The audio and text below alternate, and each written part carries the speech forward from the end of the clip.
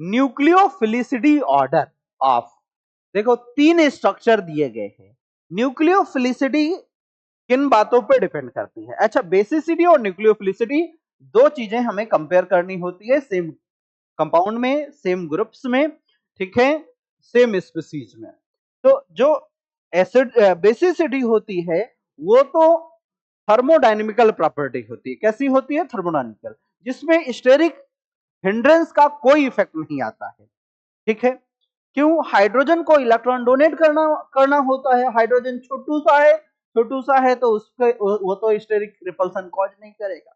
लेकिन जब हम बात करते हैं न्यूक्लियोफिलिसिटी की, तो किसी इलेक्ट्रोफाइल को इलेक्ट्रॉन डोनेट करना होता है। इलेक्ट्रोफाइल छोटे साइज का भी हो सकता है, बड़े साइज का भी हो सकता है, तो वहां पर स्टेरिक फैक्टर भी एप्लीकेबल होता है, ठीक है। और इसीलिए हम बोलते हैं काइनेटिकली कंट्रोल्ड प्रोसेस। ये काइनेटिकली कंट्रोल्ड प्रोसेस है।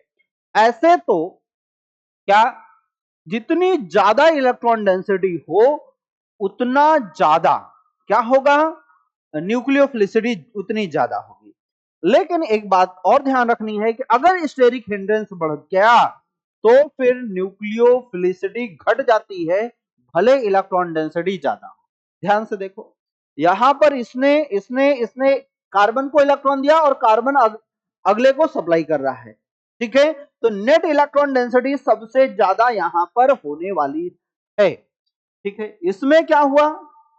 ये ग्रुप मिलकर के इसको इलेक्ट्रॉन दिए तो इसकी इलेक्ट्रॉन डेंसिटी, अब इसमें ये डायरेक्टली ये तीनों कार्बन डायरेक्टली इसको इलेक्ट्रॉन दे रहे हैं, जबकि ये 3 मिलकर के इसको दे रहे हैं। तो अब मिलकर के दे रहे हैं लेकिन दूरी बढ़ गई है। इस मिथाइल ग्रुप की देखो दूरी बढ़ गई, इस मिथाइल ग्रुप की दूरी बढ़ गई, तो इफेक्टिविटी हो गई कम, ठीक, इलेक्ट्रॉन डेंसिटी। यहां पर क्या है कि देखो 1 2 3 दूरी और ज्यादा, और कम एल्काइल ग्रुप है, कम इलेक्ट्रॉन डेंसिटी करेगा, लेकिन उससे ज्यादा इफेक्टिव होता है स्टेरिक रिपल्सन। अगर स्टेरिक रिपल्सन ज्यादा तो न्यूक्लियोफिलिसिटी कम। अब ऑर्डर बता सकते हो आप?